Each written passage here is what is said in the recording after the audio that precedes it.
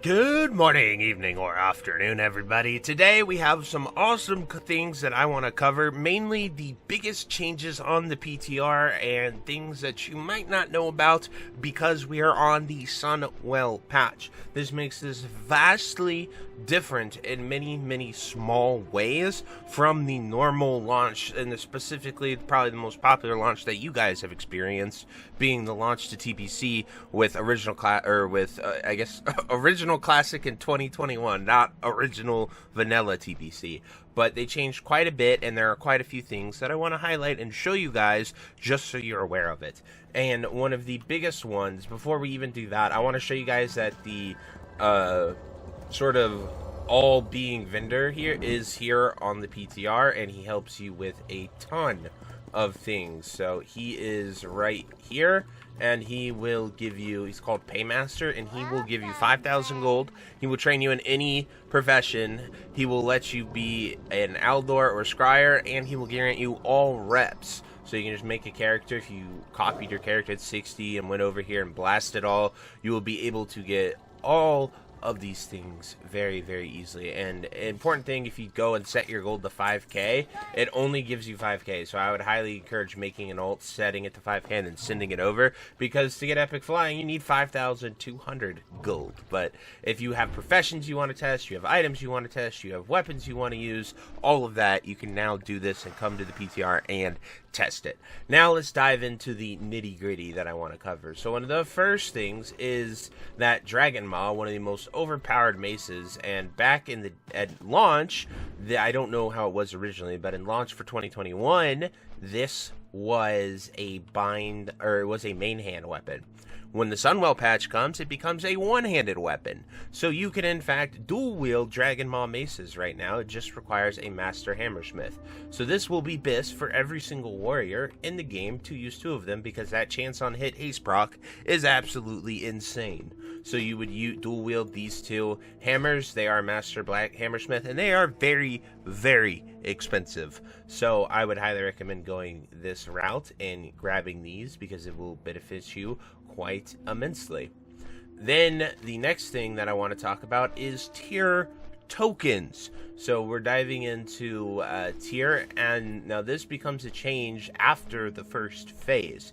However, right now, because we are on the Sunwell patch, the almost pre-patch Sharath, at least the PTR build is, you will see that these artifacts right here, you can exchange the tier 4 tier tokens and acquire the Gladiator PvP set from all of these vendors. Now, I don't know whether I agree or disagree with this. It is just a change that is in there, and these are I believe, the arena set pieces.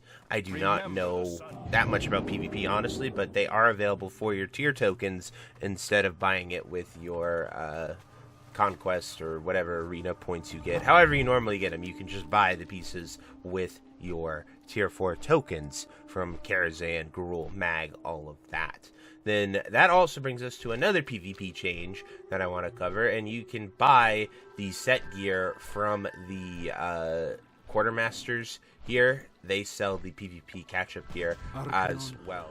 So I flew all the way over here to Thrallmire just to give you an example, and at the very last page you can see the Invoker Silk Amethyst. These are honored pieces, and these are the PvP set bonuses, and they share an interchangeable one with the other honor gear that you can get as well. And as you can see, they just require rep, and you can just sort of buy this. So it is actually decent level 70 gear as well if you don't have much. As you can see, you can compare it directly to my Incanter's Pauldrons, and you can see we lose spirit, but we gain crits, and we would gain stuff. So some of these might actually be upgrades opposed to the PvE set pieces while you're leveling. So like, it could be something like immediately if you hit 70 for 11 gold, this would be a really good upgrade, because if you quested here or dungeon grind, you could get this as well. But these pieces are available, and I believe it's one piece per reputation. So like Shatar has the gloves, and a few other pieces are obtainable from the other locations. But just something that you guys should be aware of,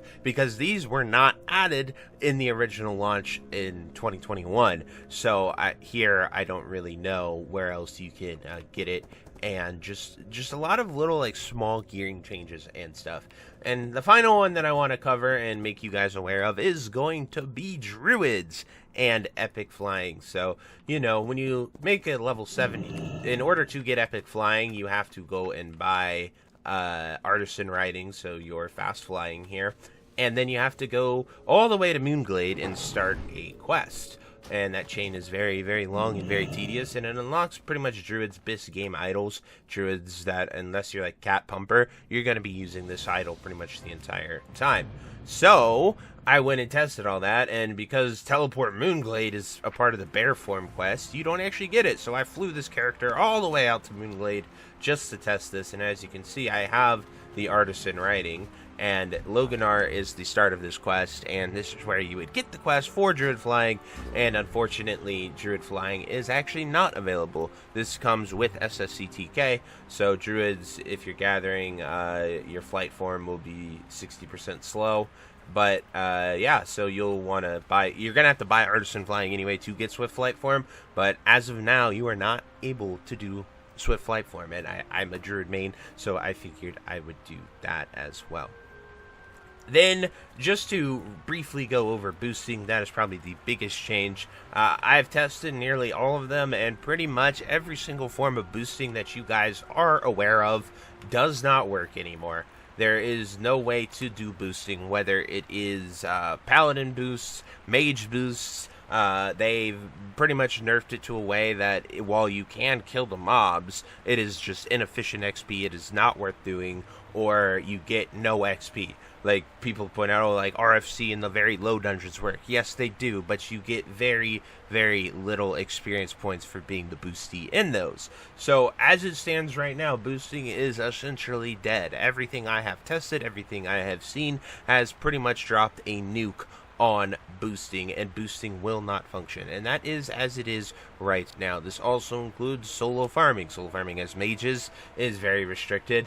Paladins, there are some limited success with it, but overarching, it is essentially dead. It will not function as you intended. It does not work.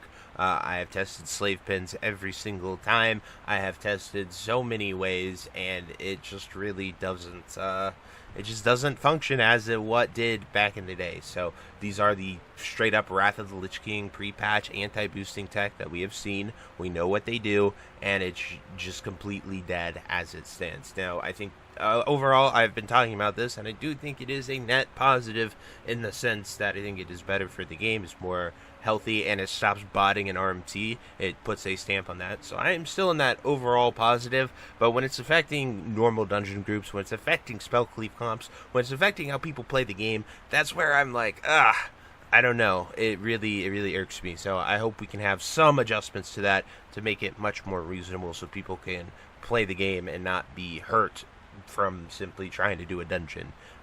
But anyway, that is it for all the changes that you might not know of. Another one up in question is world bosses, and if world boss loot is going to be BOE or not.